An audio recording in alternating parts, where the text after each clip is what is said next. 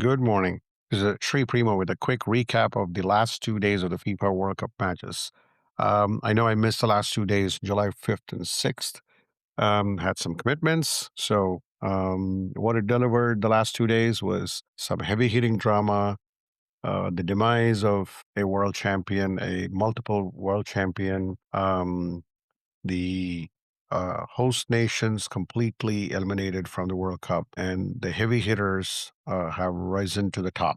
So let's quickly get down to we still have two quarterfinal matches today between Argentina, Egypt, and then Switzerland, Colombia later today. That'll round up the quarterfinals. We've already have six teams punch their tickets, and then we have two more left. So let's quickly get down to one of the stories of this World Cup, which is Erling Haaland's Norway making a push into the quarterfinals of the World Cup by pulling off a monumental upset over five-time champion on my team, Brazil. Despite Brazil controlling much of the tempo and the flair, they should have scored off a penalty, number one, which they missed, and they should have scored off a breakaway that they did not. But the Norwegian team showed a lot of grit, combined with ruthless transition play. And go back and watch the first goal that Holland scored. You could see Holland sauntering near the box, but not making really making a move as a Norwegian player is rounding off on the edge and puts the ball right in the box. And that's when you see Holland rise above everyone else and punch the ball into the net. And Allison Becker had no shot. And the second goal was a masterpiece. It was a bullet, and I have not seen, how fast that ball went, but it was just a blistering kick outside the box that shocked Allison Becker, and that took the life away from Brazilians. And then Neymar did score one goal, but it's I think his only goal in this World Cup of a penalty. But Brazil could not muster any more of that.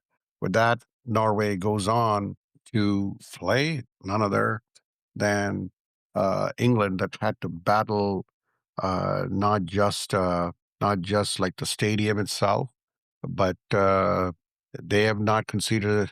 They were riding an incredible momentum. Harry Kane and the high octane England offense uh, just broke through the Mexican uh, defense, because Mexico was a team that didn't concede a single goal.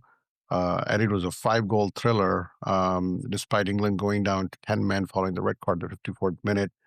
Not only they managed to stave off the upset, they had to battle the crowds. They had to battle a raucous home crowd and edged out a 3-2 win over Mexico, the Azteca Stadium. So England, Jude Bellingham was the first two goals for him. And uh, but it was a splendid performance by the England team, rising hopes of another World Cup win. They haven't won a World Cup in almost 60 years. 1966 was the last time they won the World Cup. So a lot of hope riding on that. Meanwhile, yesterday's matches, you had Portugal and Spain. What a uh, cross rivals. These two teams don't like each other. The Iberian Derby, as they call it, the Dallas Stadium, is Ian Drake put it in the commentary very well. It was a tactical midfield play. Spain's was suffocating in their press and their dominance over Cristiano Ronaldo. They pretty much neutralized the transitional attack of Portugal, and they maintained again, a flawless defensive record too, grinding out a clinical 1-0 win. And then in the nightcap, it had to come to an end. The U.S. men's national team's World Cup run came to an abrupt end and a painful end in Seattle. It was very disappointing performance by the U.S. The Belgians completely overwhelmed the American backline from the opening whistle. They scored off before the 10th minute. And then while Malik Tillman breathed some life with a great goal in the 31st minute, and that's when you think, okay, here's U.S. coming back again, 1-1.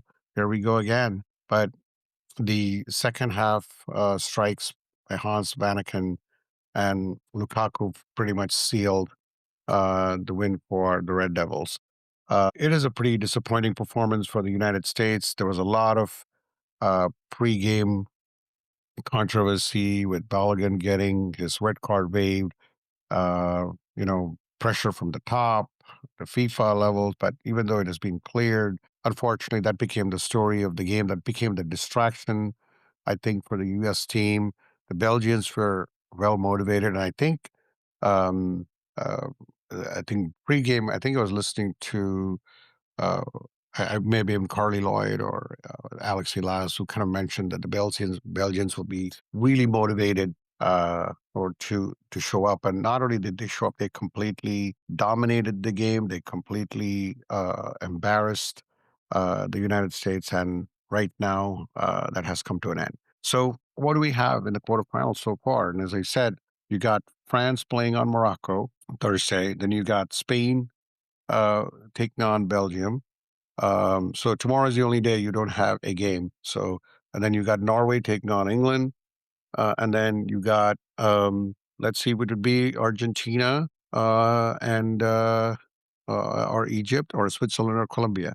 If you ask me to predict it, I think the way the teams have been going on, I think I'm going to predict Argentina and Colombia. So that would mean that you would have two South American nations facing off, Spain and Belgium, two European nations facing off, Norway and England, two European nations, and then France, one European nation and one African team.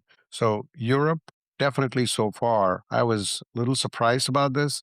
Earlier in the tournament, a lot of focus on European teams not living up to the billing, but I think they have disproved a lot of naysayers and they have actually come on in a very strong way. The traditional powerhouses like Brazil, Germany are all sitting home, but France is still there. Argentina so far is there, but I'm talking about when you talk about Europe, you got France and England and Spain and Belgium. They're all in the quarterfinals. So kudos where it's necessary. Kudos to European teams for making it this far. And let's see if it'll be one of them holding on to the trophy on July 19th. All right. With that, we wrap it up. Thanks again for listening. Have a good rest of the day. Looking forward to the matches today.